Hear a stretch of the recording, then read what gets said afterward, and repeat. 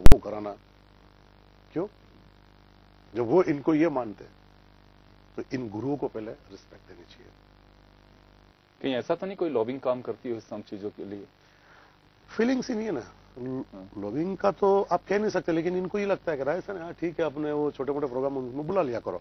जैसे कि आपको राजस्थान को रिप्रेजेंट करना है कहीं अदर स्टेट में, अदर कंट्री में, हाँ जी इनको बुला लो, इन ग्रुप को बुला लो, वहां भेज दो। दुनिया का वेलकम आप करते हो।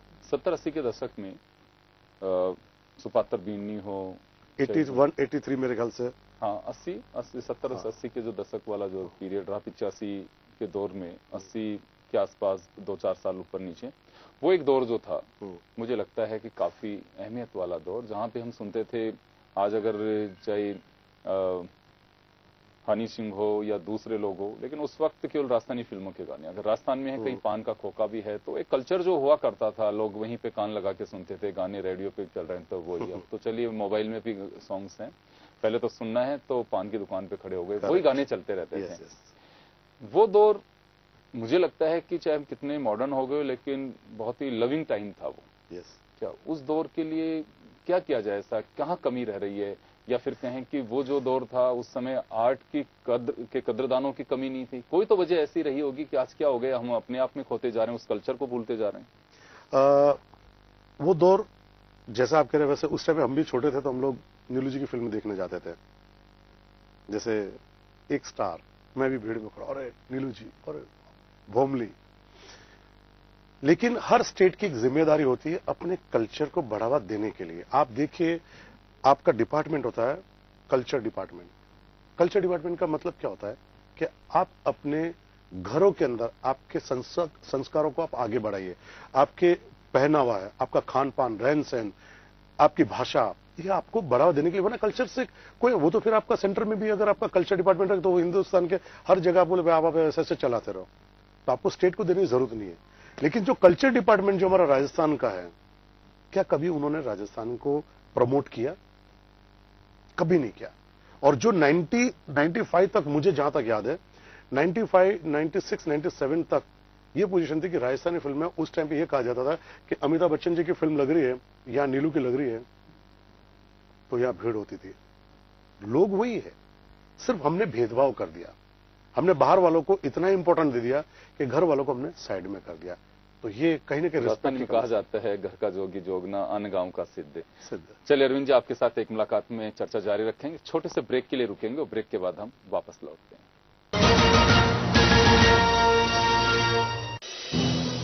खबरें जो घर कर जाती हैं जहन में, खबरें जो कर देती हैं सोचने पर मजबूर, खबरें जो उठाती हैं सवाल, खबरें जो लाती हैं बदलाव, आम आदमी की जिंदगी पर सीधा असर डालने वाली खास खबर।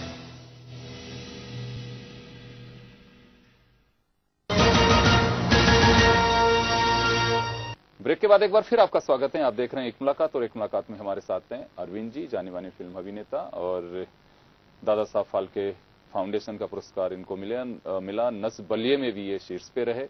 इनकी पत्नी नीलू जी, जो जैसे कि इन्होंने बताया भी, और निश्चित इसमें कोई संदेह नहीं है कि वो अपनी आर्ट, अपने हुनर, इसके लिए बहुत अच्छे से जानी जाती हैं। उनकी कई मूवीज हैं, सुपात्र बिन्नी से शायद उन्होंने आगाज किया था, सुपात्र बिन्नी से किया था उन्होंने। हाँ, फिर चली उनकी 22-40 सासरिये, वीर तेजाजी, भोमली, बीरा बेगो आयजे रे, हाँ, बहुत सारी मूवीज हैं जो राजस्थानी मूवी का नाम उस वक्त, ये आज भी कहें तो नीलू, और नीलू का मतलब राजस्थानी मूवी। अरविंद जी, ये जो दौर रहा, और एक जोड़ी आप लोगों की बहुत अच्छी है, थोड़ा सा हम जानना चाहेंगे कि आप तो उन दशकों में हैं जो नीलू जी की मूवी देखने के लिए जाते थे, नीलू जी की झलक पाने के लिए जाते थे, लेकिन नीलू जी आपकी अपनी बन गई, ये दौर कैसे हुआ?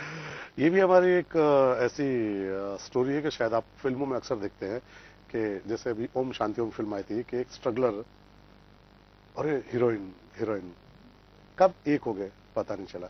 हमारी जिंदगी में ऐसा था कि जब नीलू जी की जब फिल्म आती थी तो हम लोग भी पीछे पीछे स्कूल से पिक्चर देख, भाई 22-40 सासरे लगी, रमकुड़ी जमकुड़ी लगी, भोमली, तो हम लोग देखने जाते थे। तो उनके हमारे शहर में पिक्चर 22-40 सासरे का जबरदस्त क्रेज था, तो फिल्म लगी। तो मैं भी, एक हमारे सिनेमा था रुबानी सिनेमा ब्यावर के अंदर, तो उनके ऑनर के बंगलों में रुके हुए थे, तो विंडो से वो सबको बालकनी में आके हाथ हिला के दिखा रहे और बाहर रोड पे जाम एकदम। तो मैं भी पीछे आके खड़ा हो गया, ओ भोमली। तो मैं भी वहां पीछे, इतनी भीड़ थी तो मैं मतलब ऐसा देख रहा हूं, नहीं दिख रहा। तो वहां साइकिल पड़ी हुई थी किसी की, मैं साइकिल के ऊपर चढ़ गया देखना, और वो तो एक सबको हाथ हिला रही है। हम लोग पर्टिकुलरली खुश के हमारे साथ हाथ मिला रही है, लेकिन पता नहीं कब भीड़ का क्या वो धक्का लगा, मैं यहां से नीचे खड्डे में गिरा, वहां से उठ के वापस आ गया। फिर घर गया तब मुझे फील हुआ कि हाँ मुझे यहां पे भी लगा है, यहां पे भी लगा है। वो क्रेज देखा है। और नीलू जी हिंदुस्तान की पहली लड़की ऐसी होगी जो 13 साल की उम्र में हीरोइन बनी थी। जो पहली पिक्चर थी, ऐसा सब्जेक्ट ही ऐसा था कि उसमें, उस फिल्म में शायद सब जानते हैं कि 2-3 हीरोइनों पहले आई, लेकिन वो कोई टिके नहीं, रहे नहीं। राजस्थान उस टाइम पे इतना डेवलप नहीं था। फिर जाके नीलू जो हीरो थे शिरीष जी, उनके स्टेज में जो स्टेज परफॉर्मेंस के उसमें कमला नाम लड़का था, कमला राम, तो वो लड़का नीलू बनती थी। फिर उसे बुआ जी थे, उन्होंने कहा कि यार छोड़ो सबको, नीलू को अपन थोड़ा सा तैयार करते, ऐसा सब्जेक्ट ऐसा बना लेते हैं तो शायद निकल जाए।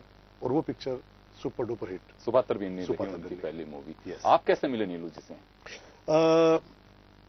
तकदीर में सब कुछ डिसाइडेड होता है, सब कुछ।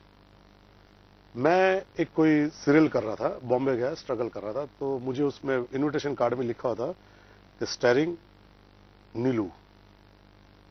मैं क्लिक, नीलू एक नाम सुना है राजस्थान के। अब उनके सामने पहली बार मैं एज ए हीरो, तो वो बड़ी सीरियल थी, तो मैं तो नीलू जी आप तो हमारे ये, आप हमारे वो, ऐसे करते करते करते वो माँ बेटी जो शूटिंग पे आते तो उनका नेचर इतना पॉजिटिव था राजस्थानियों के लिए। तो एक फीलिंग्स होती है कि भाई वहां अननोन जगह ऊना के अंदर शूटिंग चल रही है, एक राजस्थान का लड़का है, तो वो एक अटैचमेंट था अच्छे से। फिर मैं भी कहीं और जगह शादी के प्लान बना के बैठा था कि मैं भी किसी से शादी करूंगा जिससे मेरा एक बहुत बड़ा लाइफ में, उसे मैंने बहुत चाहा, बहुत प्यार किया। मैं उनको कह रहा हूं कि नीलू जी आपको मेरी शादी में आना है। आप सोचिए लाइफ के वो टर्निंग पॉइंट, जिससे मैं प्यार करता था, उसने मुझे सिर्फ इसलिए छोड़ा कि मैं शायद जरूर ज्यादा फैमिलियर हूं। मेरे माँ बाप आज भी, हम लोग भाई, हम लोग इतने क्लोजली बैठते, एक थाली में खाते हैं, एक दूसरे को रहते नहीं है। तो कुछ कंडीशंस ऐसी आ गई कि वो लड़की बहुत ज्यादा पैसे वाली थी और हम लोग मिडिल क्लास फैमिली। तो मुझे एक दिन डिसीजन लेना पड़ा कि मैं इन लोगों को छोड़ नहीं सकता हूं। बस इस बात पे मैंने जिंदगी का सब कुछ बंद कर दिया कि आजकल मैं शादी नहीं करूंगा। वो लड़की ने किसी और से शादी कर ली। फिर उस दिन मैं सोचा कि आजकल मैं शादी नहीं करूंगा। छोटे भाई की शादी कराई, छोटी बहन की शादी कराई। मैंने, मुझे एक्टर बनना है, तो एक्टर बनने चला गया बॉम्बे।